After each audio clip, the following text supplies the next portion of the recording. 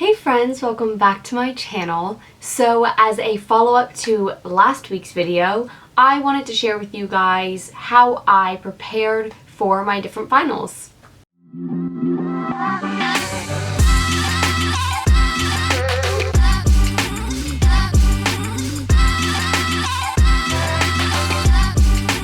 So, part of me wants to film my bookshelf tour, and I was thinking about doing it today, but there's a few extra things that I have to do to make that work, and I just don't really have the time or the wherewithal to get that all done. I also need to clean my bookshelf. There's things that are just kind of out of place and need to be kind of tidied up.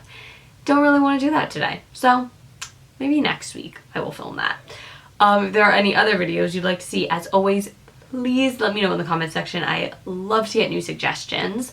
Anyway, getting into this week's video, let's just go through the exact same as my last video, and I'll share with you how I prepared for each different exam.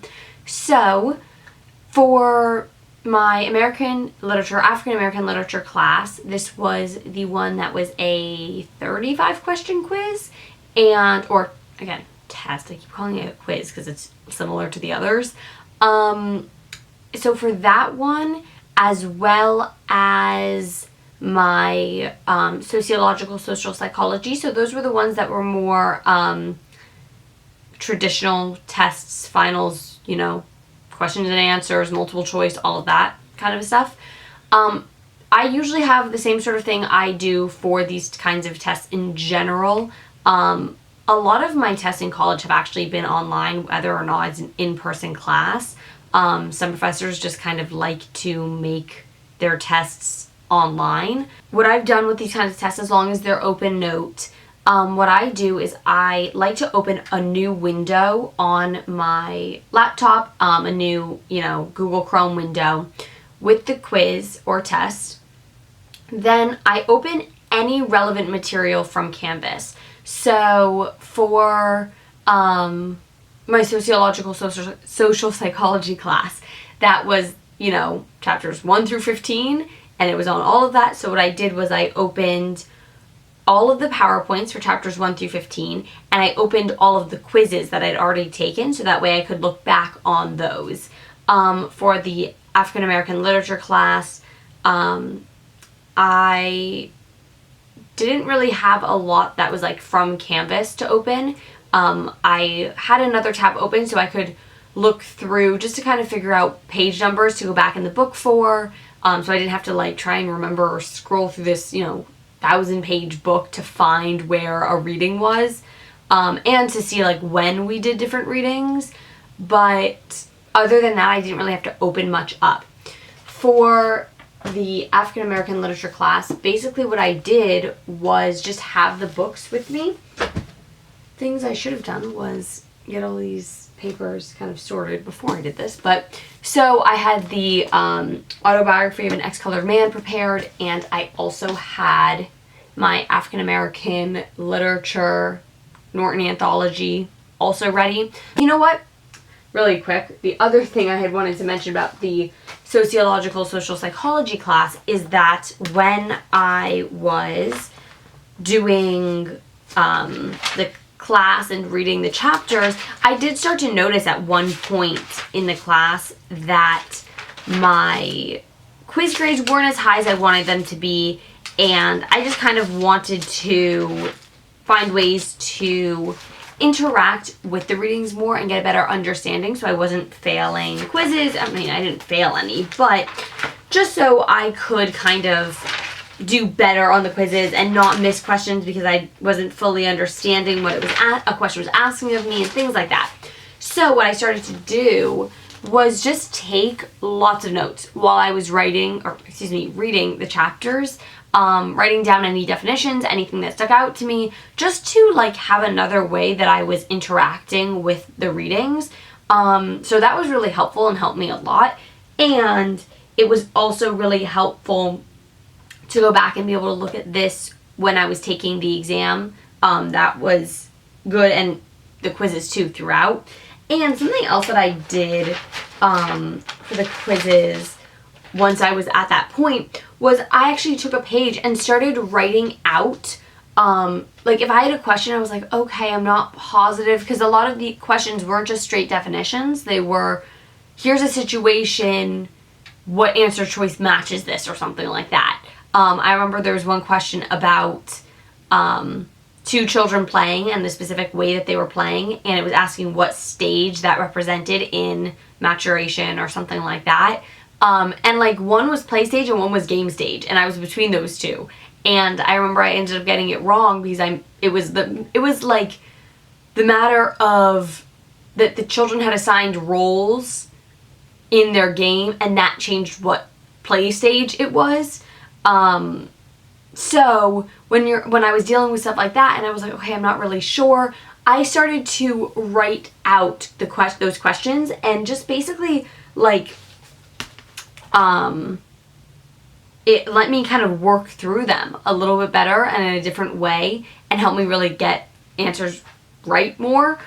So that was another way that I prepared, was physically while I'm taking the exam, to be doing that and interacting with what I'm doing. Then for my creative writing class, as far as preparing for that, that was just writing a final draft. So it was just going through writing it. I had an appointment with my professor on Zoom to talk through any things that he noticed in my script, things that I need to work on and change for the final draft, that kind of stuff. But there wasn't a lot of like preparation, you know, as compared to a final in the normal sense.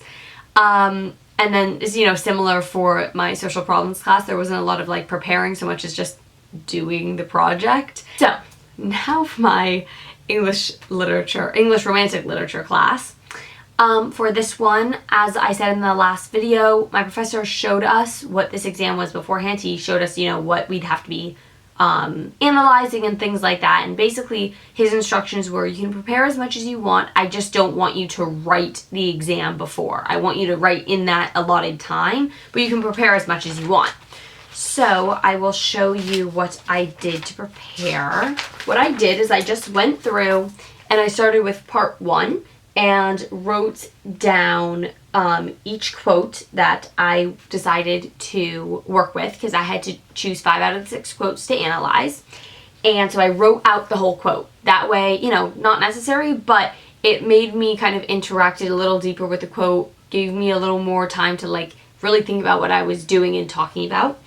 Then I just went and I put 2 kind of thought processes to kind of focus on, because I didn't know how much time I would have when I was actually writing it. I didn't really know how long it would take me to get all of that written, and it also gave me an opportunity to talk about different things if I needed more words to kind of fill it up, if it didn't feel like I got deep enough with just one topic. So like for example, I said want to discuss last line and hidden messaging there, and I went through with, I've got 4 different examples of how I would do that.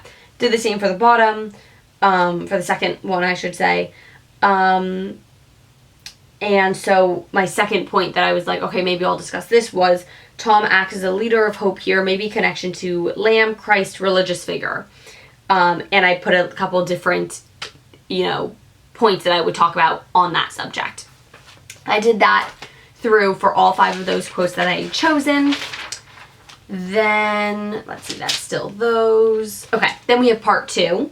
And again, I wrote out what the question was so I could, again, just interact a little bit more with it, get my mind moving on it, and really figure out what I'm talking about and what I'm doing.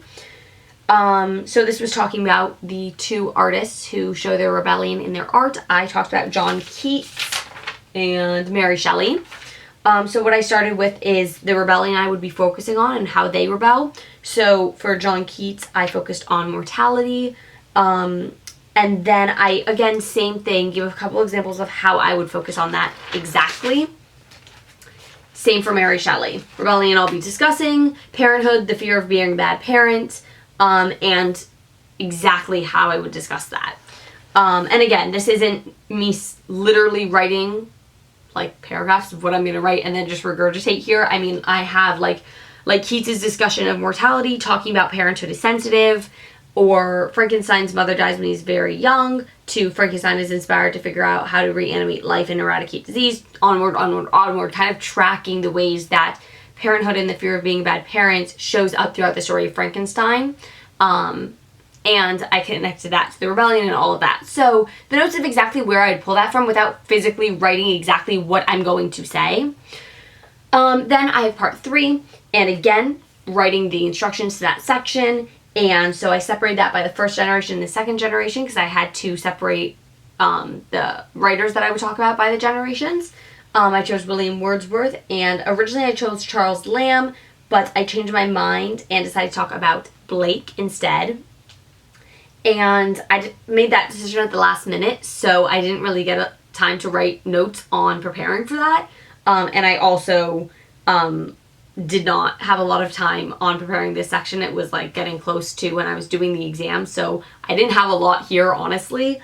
But again, the same general idea. Because I couldn't physically write exactly what I would say, I really just focused on identifying who/what I would be talking about, how this person or piece or both relates directly to the question, the prompt, whatever is provided, and then just giving some specifics about how that can be pulled out. So I'm not going in there like, okay, now how do I want to connect this? I actually have an idea of what I'm connecting it to, but I haven't, again, literally written the words down. So that's how I prepared for all of my finals this semester. Let me know if that was interesting for you guys, if it's helpful at all. I can talk a little bit more in different videos about how I prepare for different assignments and exams and finals as I go through. If you guys would like to see what my favorite readings or books or whatever that I had to do for this semester, let me know. I talked about that, I think, in the past. That might be an interesting video, so let me know, and thank you guys so much for watching. I will see you guys next week. Bye!